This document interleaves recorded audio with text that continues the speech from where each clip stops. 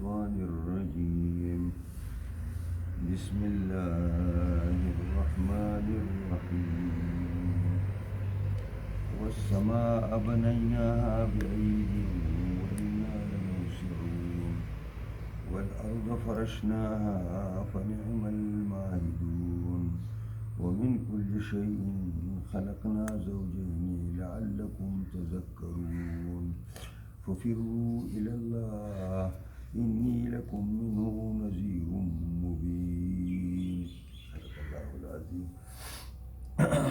الله رب العزت مخکې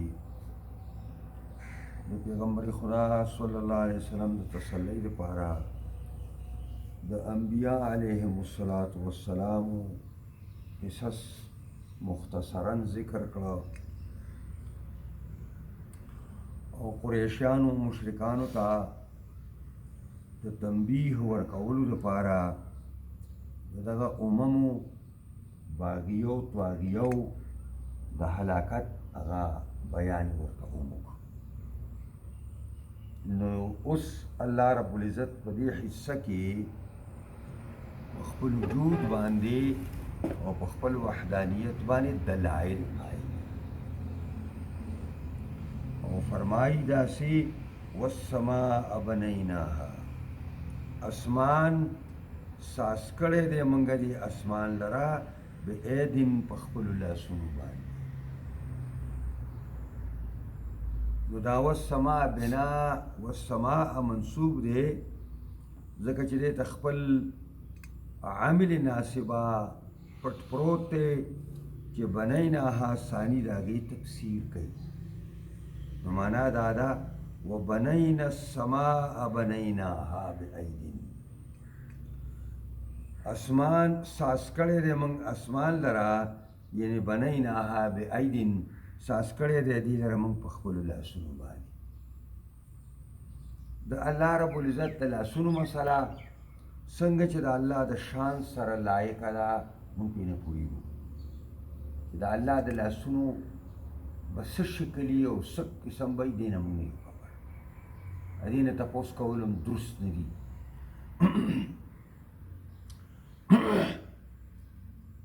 یعنې معنا دا ده چې اسمان موږ د قدرت په لاسونو باندې ساز کړی دی. نو دا دومره لوی اسمان سازول دا بغیر د یو سازونکي نه کېدی شي. یو وړه غوندې آبادي بغیر د بنا نه او بغیر د ګلکار نه نه کېږي. دا دومره لویه بنا، دا دومره لویه آبادي دا څنګه بغیر د یو خالق نه او د یو بانی نه بغیر څنګه وشوه ده. وإنا لموسعون، یقینا من طاقت والی. وسعه طاقت ته وایي، هلکه که په وسعه کې یعنې په طاقت کې دا خبره یې نو ویې که. نو وإنا لموسعون معنا دا ده یقینا منګه طاقت والی، من پراخي ورکوونکي والی، من غلبې والی. او والارض فرشناها، اردوم ځکه منصوبه ده چې دې ته خپل عامل ناسبه پټ پروت دی چې هغه فرشنا دی، یعنې وفرشنا الارض فرشناها، خوره کړې ده ځمکه منګه خورول، ځمکه خوره کړې ده منګه دې ځمکې لره. فنعم الماهدون، پس بهتر خورونکي یو منګه دې لره. اصل کې مهد یمهد تمهیدا دا په معنا د هموارولو باندې. هلکه وایي دې خبرې ته توطیې او تمهید کېښوده، یعنې دې خبرې ته لار هواروي، لار ورته درستوي، دا یې معنا.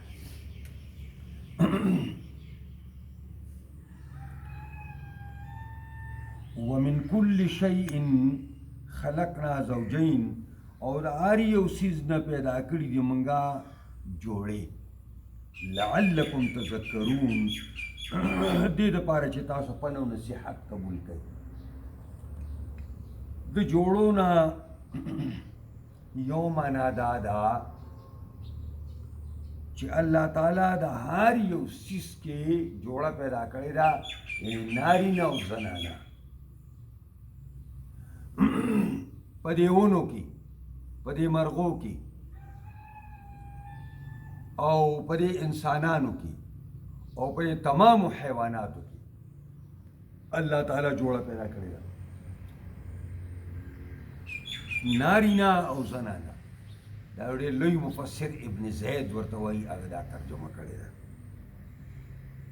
او امام طبري هغه وایي چې د زوجین نه مراد دا ازداد دي، متقابل شی نه دي مراد دي، لکه اسمان او ځمکه،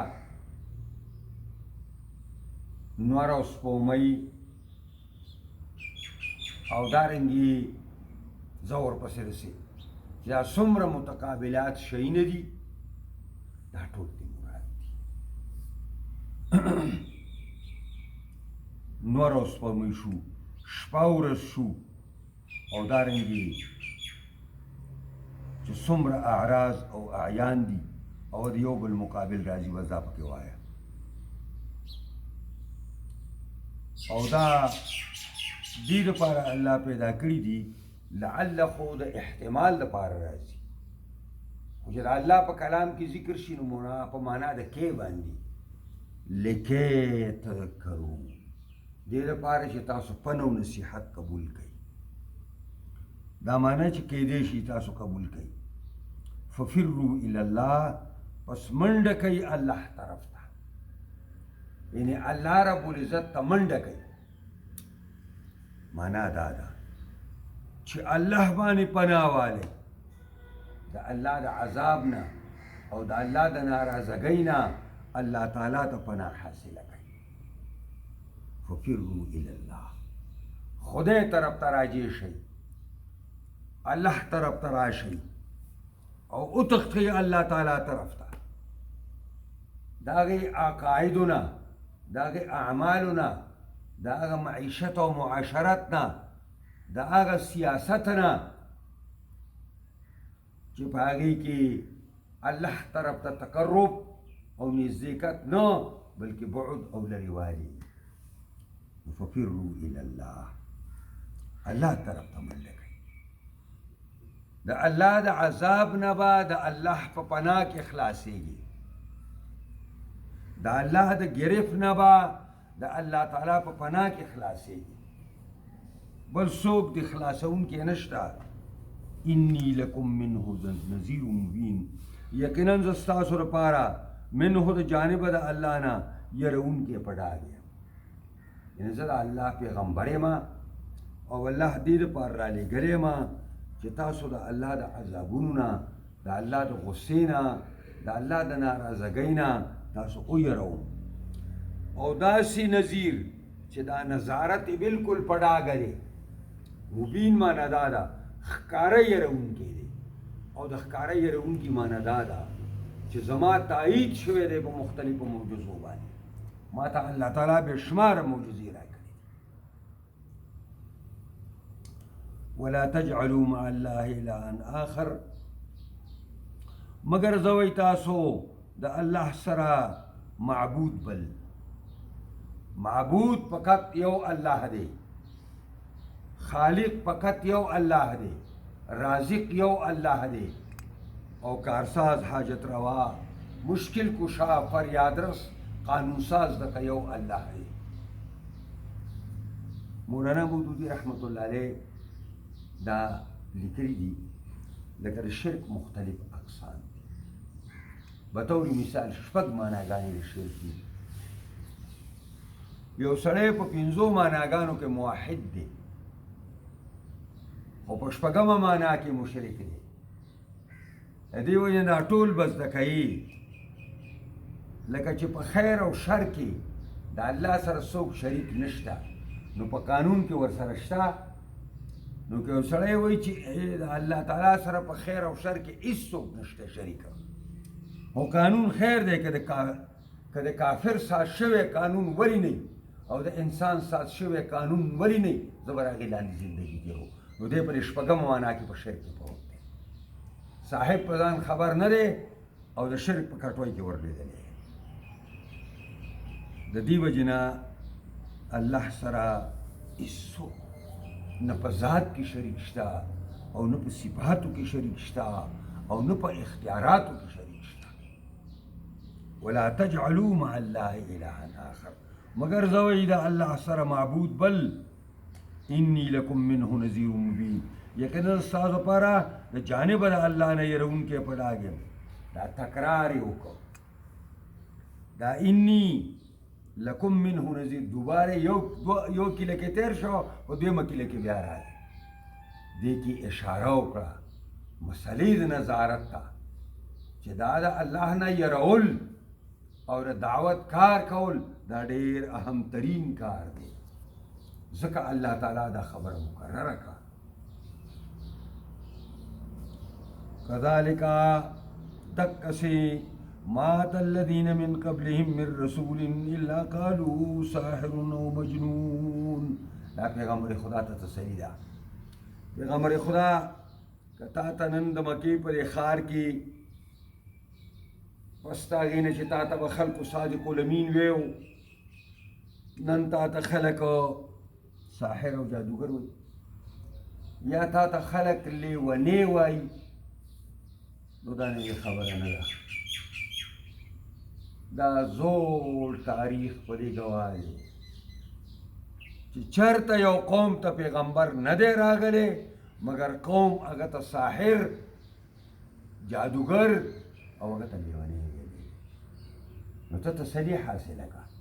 دا نوې خبره نه ده چې تا ته وشوه، بلکې په زرګونو او په سوونو ستارونه انبیا علیهم السلام په مختلفو ځایونو کې، په مختلفو ملکونو کې، مختلفو قومونو هغې ته همدقه خبره کړې ده چې ته یا جادوګر یې او یا چې کوم دی نو لیونی یې.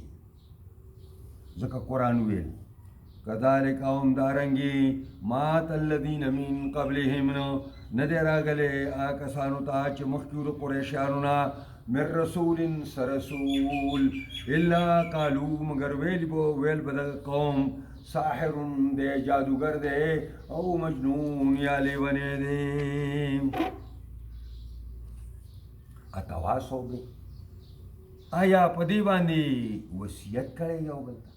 څه مطلب چې دا قومونه راتلل نو دې کشرانو مشرانو ته په دې باندې وصیت کړی دی؟ اتواصو به استفهام. آیا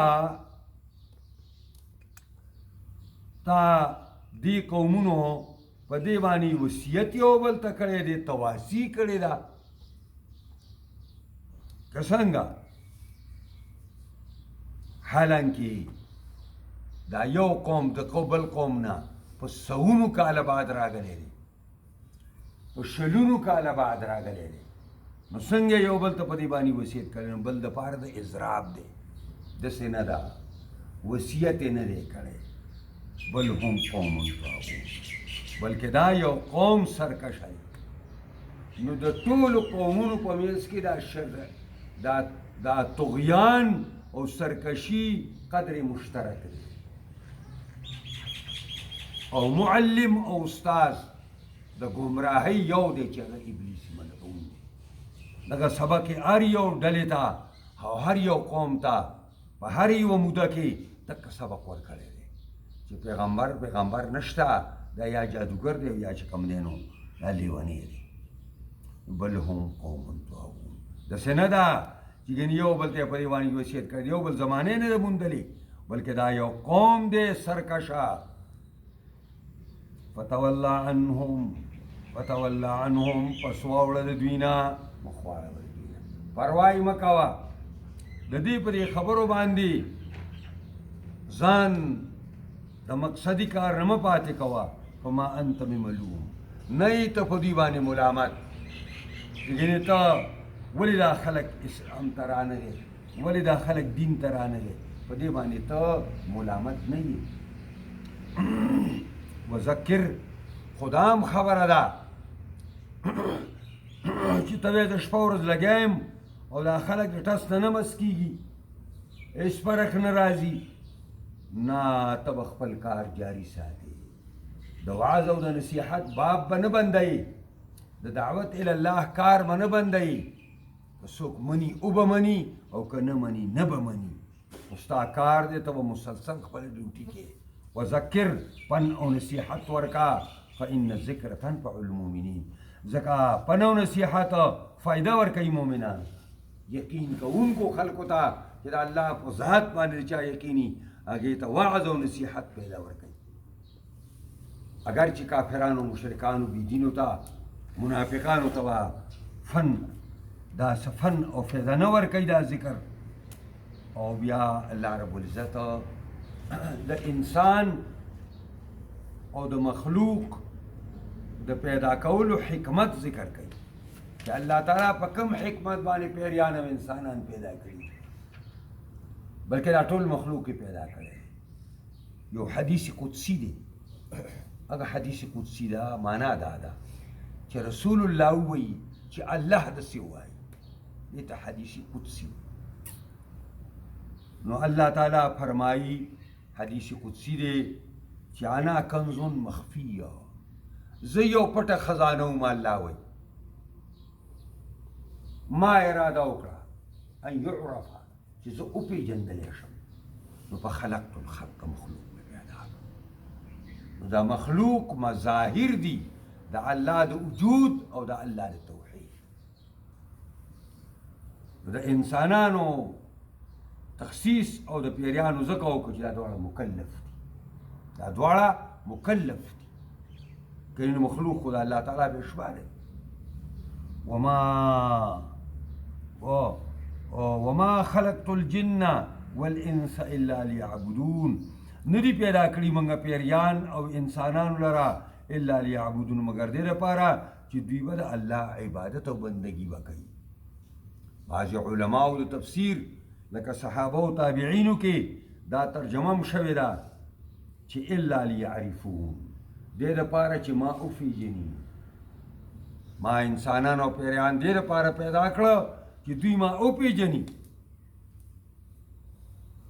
ما اريد منهم من رزق وما اريد ان يطعمون ما اريد منهم زنه اراده کوم د دې پیریانو انسانانو نه من رزق سروزي دوی نه دې خبره مطالبه نه کومه چې تاسو روزي په خپله باندې پیدا کړئ چې په خپل خورئ یا په بل باندې خورئ وما اريد ان يطعمون او نم زه اراده کوم د دوی چې دوی مال ډوډۍ راکړي مال خوراک راکړي دوی ما دې دپاره نه دي پیدا کړي د دوی نه زه د رزق مطالبه کوم یا د دوی نه د طعام مطالبه کوم چې ما ته طعام راکړي ځکه چې د طعام کنجیانې او چابیانې زما په لاس کې خوراکونه سکاکونه زه خلکو ته ورکوم ان الله هو الرزاق ذو القوة المتین پس یقینا الله هو الرزاق هم دی ډېر روزي ورکوونکی دی ذو القوة المتین خاوند قوت مضبوط دی متین مضبوط ته وایي او قوت طاقت ته وایي د ډېر لوی مضبوط طاقت خاوند دی الله پاک ځکه خو بارانونه کوي او ځکه خو د بارانونو په ذریعه باندې ځمکې نه فصلونه راوباسي او فصلونه باردار کوي هغې له دانه ورکوي هغه به یې پخوي هغې له رنګونه ورکوي او هغه به یې خلک کټ کړي او هغه به یې خلک خوري او په هغې باندې مخلوق په دنیا کې ژوندی پاتې کېږي هغه مشهوره خبره ده چې حضرت سلیمان علیه السلام ته الله تعالی یو ډېر لویه باچۍ ورکړې وه د تمام اسما آباد ځمکې چې ربع مسکون ورته وایي یعنی تمام ځمکه څلور برخې ده او دا درې برخې سمندر نیولې ده او دا یوه برخه ترې اوچه ده ربع مسکون معنا دا ده څلورمه برخه چې د اوسېدلو قابله ده او دا نور ټوله سمندر نیولې ده په دې ټوله آباده ځمکه باندې سلیمان علیه السلام په یو وخت باندې حکومت او په پیریانو په انسانانو باندې حکومت نو یو ورځ الله ته وویل چې ستا دې مخلوق له زلګه ډوډۍ وکړمه نو څونه به وکړي یو میاشت به وله ورکړي نو هغه ویل چې ویل چې یو میاشت به وکړم. هغه ویل چې نه دا ډېره ده. نو بیا ویل چې هفته به ورکړم. ویل نه دا هم ډېره ده. ویل یو ورځ باید لکه 2 ټیمه ورکړم. ویل نه یو ورځ ورکړه 1 ټیم ورکړه. نو بس بسم الله یې وکړه. پیریان او دیوان او انسانان یې بیا کړه. فوجونه شروع شو او دا طعامونه تیری تیاری او لولي ټوپونه احساس کړه او باد پې لګي. هوا که ته الله مسخره کړی و چې نه خرابېږي. او ډېر لوی تیاری وکړو. غرونو په شان دي لوی شیونه یې دا کړل. که خدای مخلوق له ټول له ډوډۍ ورکوي. بیا ویل الله ما تیاری وکړو اوس تاسو ښه ده مخکې. نو هغه ویل چې دې اوچې والا مخلوق باندې اول شروع کړې که دې سمندر په دې اول شروع کړې. نو حضرت سلیمان ورته ویل چې دې سمندر باندې به اول شروع کړو نو بیا به د اوچې والا له ورکوو. نو الله تعالی یو نام ته ویلي د سمندر چې لاړ شو نن تاسو له سلیمان ډوډۍ کړې ده. نو هغه یو نانګ راووتو او دا خولې داسې وازه کړله چې څونه به د الله به پوهېږي. او داسې دا ټول غرونه د طعام یې راټول کړو یو نوڼۍ کړه. او ویې ویل چې سلیمان نور.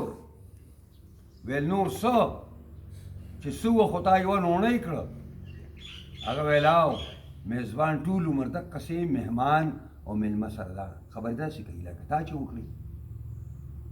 سلیمان په دې پوه شه چې دا ته زما په رزق کې نن حائل او مانع ساز شو. داسې 3 نوڼۍ زما رب ماله هره ورځ راکوي تا چې یوه نوڼۍ راکړه. ان الله هو الرزاق ذو القوة المتين. مولانا مودودی رحمت الله علیہ وही خلق دے کہ نا لوگ رزق کا خیال کرتا ہے. وही خلق د روزی خیال او فکر او جد و جہاد او پمنڈو کے سر دی اور رزاق کا خیال نہیں. دو اللہ خیال نہ کئی د رزاق خیال نہ کئی چې رزاق څوک دی. په رزق پسې منډې وهي د رزق خیال شته خو د رزاق خیال نه کوي چې روزي ورکوونکی څوک دی. که د چا په الله باندې یقین راغی چې الله فقط روزي رسان دی چېرته به الله تعالی خوار نه کړي. فإن للذين ظلموا ذنوبا مثل ذنوب أصحابهم فلا يستعجلون فويل للذين كفروا من يومهم الذي يوعدون. اللہ فرمائی فإن للذين ظلموا پس یقیناً دا آئی کسان دا پارا چه ظلم کرے پا زانون بانی ذنوباً برخی دی او حسی دی دا گناہ مثل ذنوب اصحابهم پا مثل داگی گناہونو او برخو دا مرگرو دا دوی باندی فلا یستعجلون پس دوی دی تلوار نکی. دی با مشرکانو بکل اویل چې بس هره ورځم یارې بس راوله د عذاب. او مشرکانو د مکې به دا خبره هم کوله ان کان هذا هو الحق من عندك فامطر علينا حجارة من السماء او ائتنا بعذاب الیم. خدای کرا قرآن ستاره طرفه حقی او دا محمد ستاره طرفه حق پیغمبری په موږ د اسمان نه کاڼي راووروه. اسمان نه کاڼي تاسو ته ما ویلي معاویه رضی الله عنه دربار ته د سبا د یمن نه یو سړی راغی. ستړي مشي وشو د کوم ځای نه راغلی ویل د سبا نه. نو معاویه رضی الله عنه سې ګپ شپي و. نو هغه سړي ته یې وویلې سبا والا ته ویل ستاسو رامشران خو ډېر کم عقل. ویل څنګه؟ ویل یو جینۍ په ځان باندې باچړه سازه کړې و بلقیس. نو هغه ویل چې خلیفه خفه کېږه مه چې ستا مشران به ډېر کم عقل کړو زما به ډېر کم عقل. ویل څنګه؟ ویل ستا مشرانو ته چې کله دا قرآن راغی او محمد مصطفی راغی نو هغې وویلې داسې وویلې چې اللهم ان کان هذا هو الحق من عندك. خدای که دا قرآن او پیغمبر ستا طرفه حقي نو په موږ باندې اسمان نه د کاڼو باران وکړه. او داسې نه ویلې چې خدای که دا قرآن او پیغمبر ستا طرفه حقي موږ ته په هدایت نصیب کړي. نو حضرت معاویه غلی کړ.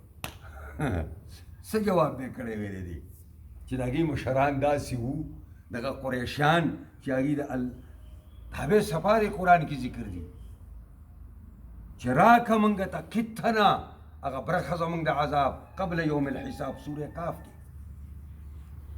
ځکه وایي فإن للذین ظلموا پس یقینا کسانو لپاره چې ظالمان دي ذنوبا یعنی معنا برخې دي د ګناه ذنوب ګناه د ګناه برخې دي مثل ذنوب اصحابهم په مثل د هغې برخو او حصو د ملګرو د دوی باندې فلا یستعجلون په دوی تلوار نه کوي په تلوار د عذاب نه غواړي عذاب خاصم دوی لپاره تیار دی فویل للذین کفروا پس هلاکت ته تباهی ده دا کسانو لپاره چې کافران دي من یومهم الذي د ورځې د دوی هغې نه یوعدون چې دوی سره یې وعده کېدی شوه چې هغه ورځ د قیامت ده نو دا ویل په معنا د هلاکت باندې راځي او ویل په جهنم کې وکندم ده چې هغه ټول جهنم د هغې نه امان غواړي نو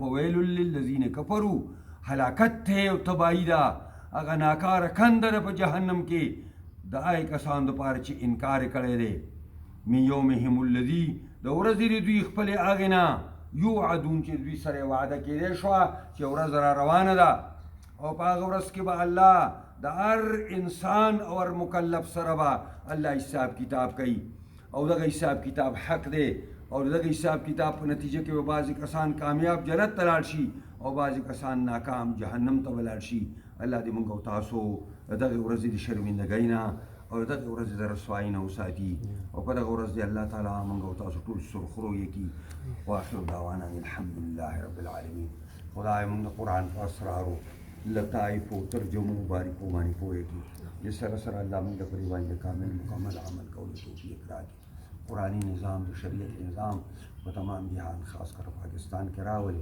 چې د سوکار کې کامیابی کې څوک مخالفت کې هدایت ورته وکړي د بدقسمتۍ تباهي کې ای زمونږ ربه زمونږ مشران کشران زنانه نارینه د مسلمانانو ټولو بخي څونه د مسلمانانو بیماران دي ټول ته شفا کامله عاجله ورکړي یا الله زموږ ټولو په حالت باندې رحم وکړي دې ملک باندې رحم وکړي دا که مصیبت راغلی الله د مسلمانانو ملکونو نه د مسلمانانو نه د دنیا په هر کونه کې چې دي الله هغې ته نه خلاص کړي هغې ته نه نور وساتي او کافران چې ستا د دین دشمنان دي ستا د پیغمبر دشمنان دي د حق او صداقت دشمنان دي الله رب العزته چې څنګه ستاسو په علم کې هغې د عذاب ورکولو انتقام اخیستلو طریقه ده په هغه طریقه د انتقام او بدلوالی اللهم ربنا آتنا فی الدنیا حسنه وفي الآخرة حسنه